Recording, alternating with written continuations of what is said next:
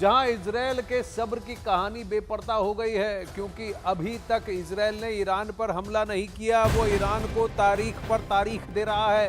क्या युद्ध की इस घड़ी में इजरायल जिस धैर्य का परिचय दे रहा है, उसके पीछे किसी बड़े हमले की प्लानिंग हो रही है? ईरान के लिए इजरायल की इसी टाइम मशीन का अब जिक्र हो रहा है। इस खबर को इजरायल के पीएम बेंजामिन नेतन्याहू ने इस बड़े बयान के तौर पर आप समझ सकते हैं कि बड़े बयान के तौर पर आप समझ सकते हैं। नेतन्याहू ने ईरान को फिर से चेतावनी देते हुए कहा है कि ईरान ने उनके घर पर हमला किया है, इसलिए उन्हें इसका जवाब जरूर दिया जाएगा। साथ ही नेतन्याहू ने ईरान के मिसाइल हमलों का भी जिक्र करते हुए कहा कि ईरान ने इजरायल पर 2 बार 300 मिसाइलें दागी हैं, इसलिए ईरान को अंजाम भुगतना होगा। इस बीच ईरान की रेवोल्यूशनरी गार्ड्स के कमांडर का भी जवाब सामने आया है और इजरायल को टारगेट करते हुए यह कहा गया है कि थर्ड सिस्टम भी इजरायल को नहीं बचा पाएगा। ईरान इजरायल को हरा कर रहेगा, ये ईरान का कहना है, लेकिन नजरें इजरायल पर हैं। 600 रॉकेट्स का हिसाब ईरान से वो कैसे निकालेगा, कैसे चुकाएगा ईरान इसको, ये देखने वाली बात।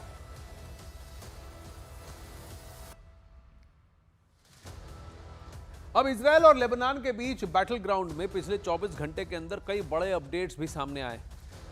पिछले 24 घंटों में लेबनान की ओर से इजरायल की सीमा की ओर 85 प्रोजेक्टाइल्स दागे गए हैं। प्रोजेक्टाइल्स वो होता है जो जमीन से जमीन पर मार करने वाले रॉकेट्स होते हैं, जो जमीन से आसमान में जाते हैं और फिर वापस जमीन में आकर टारगेट को भेदते हैं।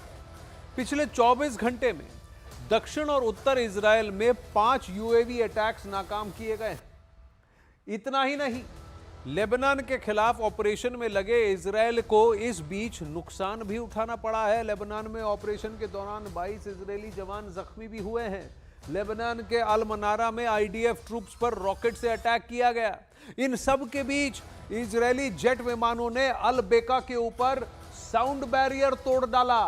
अल बेका इलाका जो है वो लेबनान में आता है। इजरायल ने हिजबुल्लाह के कमांड और कंट्रोल कॉम्प्लेक्स पर हमला किया है।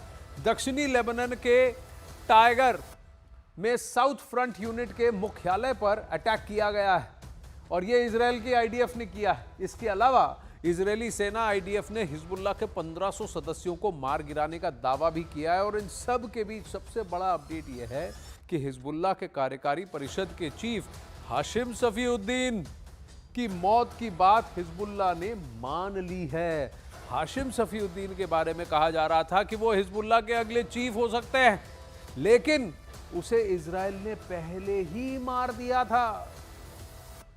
ईरान के विपक्षी संगठन के हवाले से एक और बड़ी खबर इस वक्त सामने आई है। खबर यह है कि ईरान के परमाणु प्लांट के नजदीक भयानक आग लग गई। बताया जा रहा है कि आग खराज शहर के परमाणु प्लांट के पास लगी है। इस वीडियो में आप ये देख सकते हैं कि कैसे काले धुएं से विशाल गुबार ने पूरे इलाके को घेर लिया। आपको बता दें कि वॉर जोन से लगातार इस बात की खबरें सामने आ रही हैं कि इजरायल किसी भी वक्त ईरान की न्यूक्लियर फैसिलिटीज को नुकसान पहुंचा सकता है। इस बीच इस वीडियो का आना किसी साजिश की ओर इशारा जरूर कर रहा है।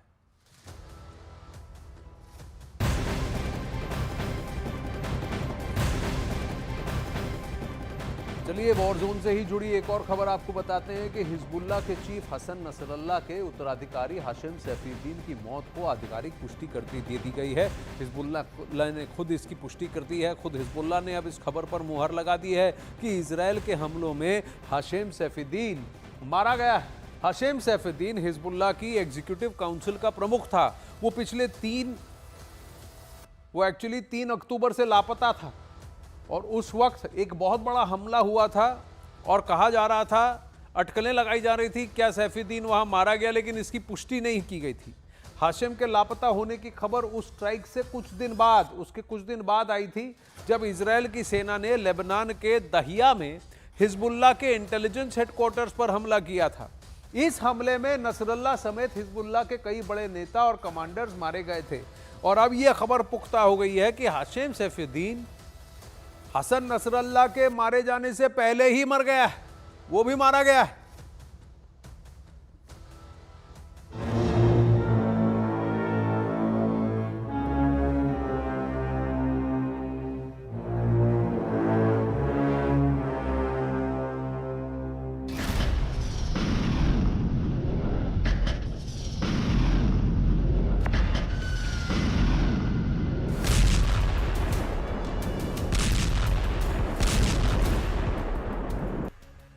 हिजबुल्ला इजराइल के झटके से उबरने की कोशिश करता है, तभी नेतन्याहू एक ऐसा धमाका करते हैं जिससे हिजबुल्ला का कुनबा फिर से बिखर जाता है।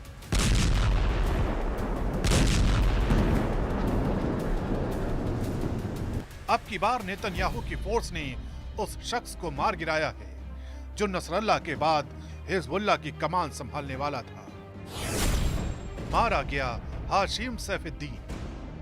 हाशिम 3 अक्टूबर से लापता था, जब इजरायली बलों ने लेबनान के दहिये में हिजबुल्ला के खुफिया मुख्यालय पर हवाई हमले किए थे। इजरायली सेना ने हिजबुल्ला प्रमुख हसन नसरल्ला समेत हिजबुल्ला के कई शीर्ष नेताओं और कमांडरों को मार डाला।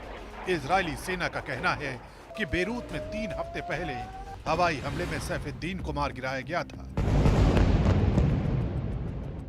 लेकिन इजराइल के इस बयान पर हिजबुल्ला ने पुष्टि नहीं की थी, लेकिन विदेशी मीडिया ने अब यह दावा किया है कि हाशिम सैफुद्दीन की मौत की पुष्टि हिजबुल्ला ने भी कर दी है।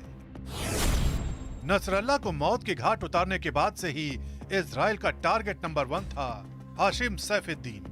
इजराइल हाशिम सैफुद्दीन को खत्म कर चुका है और अब खबरें हैं कि हाशिम की गद्दी नईम कासिम संभाल सकता है। हिजबुल्ला पर ग्राउंड ऑपरेशन शुरू करने के बाद आईडीएफ चुन चुनकर दुश्मनों को ठिकाने लगा रही है। ऐसे में सवाल है कि कुर्सी संभालने के बाद कब तक बची रहेगी नईम कासिम की जान। कौन है नईम कासिम?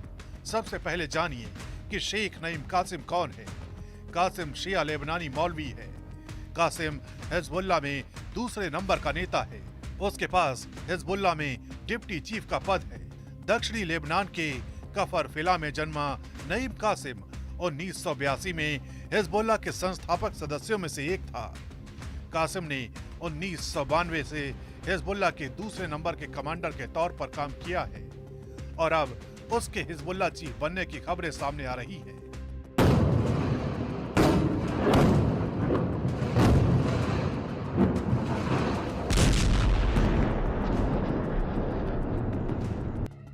एक तरफ इजराइल के बंकर बस्टर बम हिजबुल्ला की टॉप लीडरशिप के साथ उसके कमांडरों को खत्म कर रहे हैं, तो दूसरी तरफ आईडीएफ के सोल्जर हिजबुल्ला की मांद यानी सुरंग में घुसकर उसे नष्ट कर रहे हैं।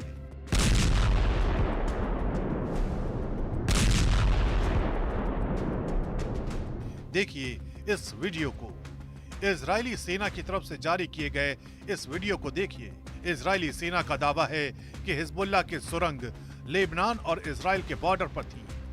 इस सुरंग को आईडीएफ ने नष्ट कर दिया है। आईडीएफ ने यह भी दावा किया है कि सुरंग का कुछ महीने पहले पता चला था, लेकिन पिछले हफ्ते शुरू किए गए जमीनी अभियान के दौरान इसे नष्ट कर दिया गया। दावा यह भी किया गया कि सर्च ऑपरेशन के दौरान आईडीएफ को हथियार, बम और एंटी टैंक मिसाइलें मिली हैं। הערב ניתן לאשר כי בתקיפה האווירית שביצענו אתמול בצהריים פגענו והשמדנו עשרות מפקדות תת-קרקעיות של חזית הדרום של חיזבאללה, ובהן היו המפקדים שמנהלים את הלחימה נגד ישראל בדרום. הם היו גם אחראים על מימוש תוכנית כיבוש הגליל. ऐसे हुई थी कासिम की हिजबुल्ला में एंट्री।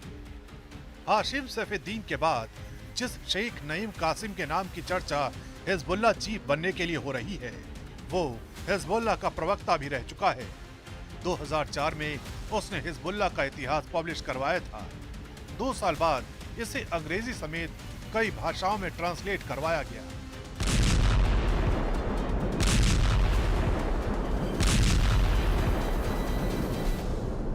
अब वहीं पश्चिम एशिया में हालात लगातार भयावह होते जा रहे हैं और ऐसा इसलिए भी है क्योंकि ईरान और इजराइल दोनों ही देशों के पास मिसाइलों का ऐसा जखीरा है तो पल भर में तबाही भी ला सकता है।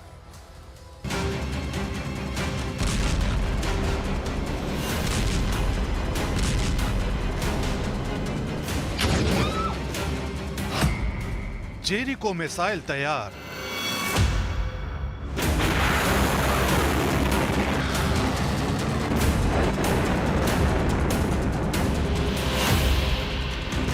सीजिल मिसाइल से होगा प्रहार।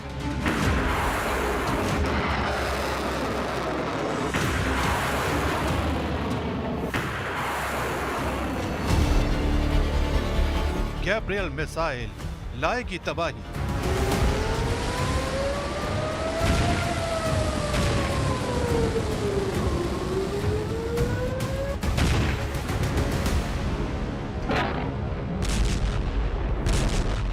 खैबर मिसाइल करेगी प्रचंड वार।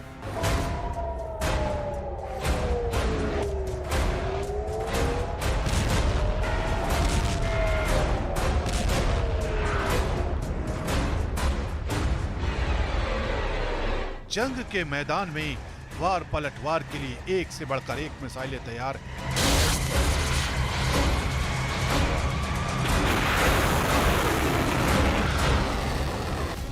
युद्ध हुआ तो इजराइल और ईरान की तरफ से ऐसी विध्वंसक मिसाइलें चलने वाली हैं जिन्हें वॉर जोन में सर्वनाश के हथियार का तमगा हासिल है।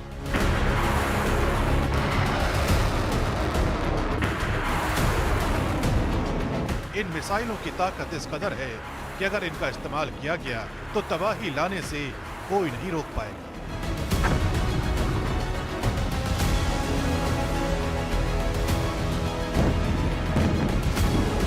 ईरान के पास हजारों बैलिस्टिक और क्रूज मिसाइलें हैं जिनकी रेंज अलग अलग है, तो इजराइल भी कम नहीं है। उसके पास भी मिसाइलों का जखीरा है और उस जखीरे में नायाब अस्त्र है जेरिको 3, जिसकी रेंज उसे बेहद ताकतवर और मारक बनाती है।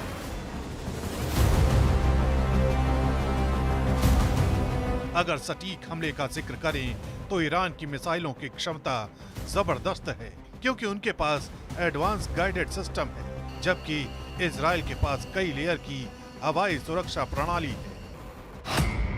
इजराइल के पास जेरिको 3 है, इसकी रेंज 11,500 किलोमीटर तक है, तो ईरान के पास लंबी दूरी की मिसाइल सिजिल है जिसकी रेंज 2500 से 4000 किलोमीटर है। इजराइल के पास जेरिको 2 है जिसकी रेंज 1500 से 3000 किलोमीटर है। ईरान के पास खैबर है जिसकी रेंज 2000 किलोमीटर है, यानी ताकत के मामले में कोई किसी से कम नहीं है। اسلام ایران خواهان افزایش تنش نیست، خواهان جنگ نیست. اگرچه ما از جنگ نمیترسیم، همه جور آمادگی کامل داریم. اگر میخواهند اراده ما رو امتحان بکنند، همونطور که اینجا عرض کردم، میتونن این کار رو انجام بدن. मिसाइलों के मामले में ही अगर इजराइल और ईरान की शक्ति का जिक्र करें तो इजराइल के पास जेरिको 1 है जिसकी रेंज 500 किलोमीटर है। ईरान के पास खुर्रम शहर है जिसकी रेंज 2000 किलोमीटर है। इजराइल के पास गैब्रियल है जिसकी रेंज 400 किलोमीटर है। ईरान के पास शहाब 3 है जिसकी रेंज 2000 किलोमीटर है। इजराइल के पास लोरा है जिसकी रेंज 280 किलोमीटर है। ईरान के पास इमाद 1 है जिसकी रेंज 2000 किलोमीटर है। עכשיו אתם ראיתם את ההתקפות שהאיראנים תקפו אותנו לפני זמן קצר. ההתקפות האלה היו אגרסיביות, אבל ההתקפות האלה נכשלו כי הן לא היו התקפות מדויקות. וכמו שעשינו עד עכשיו במלחמה בכל הגזרות האחרות, מי שתוקף אותנו... दोनों देशों के पास मिसाइलों का यह जखीरा कई देशों को चौंकाने वाला है, क्योंकि लॉन्ग, मीडियम और शॉर्ट रेंज की ऐसी मिसाइलें दोनों देशों के पास हैं जो कभी भी किसी भी वक्त तबाही मचाने को तैयार हैं। इजराइल के पास डेलीलाह है जिसकी रेंज 250 किलोमीटर है। ईरान के पास गदर 110 है जिसकी रेंज 2000 किलोमीटर है।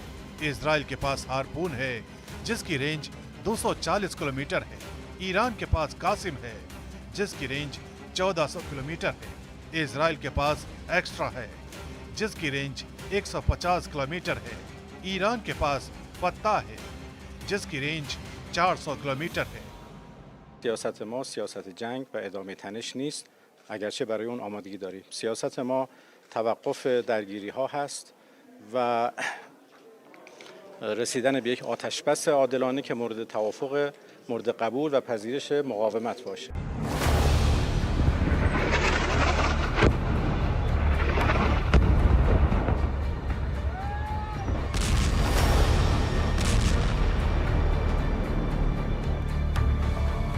यानी ईरान और इजराइल के बीच जंग अगर बढ़ी तो पश्चिम एशिया में भयानक अग्नेयास्त्र बड़ी तबाही का सबब बन सकते हैं।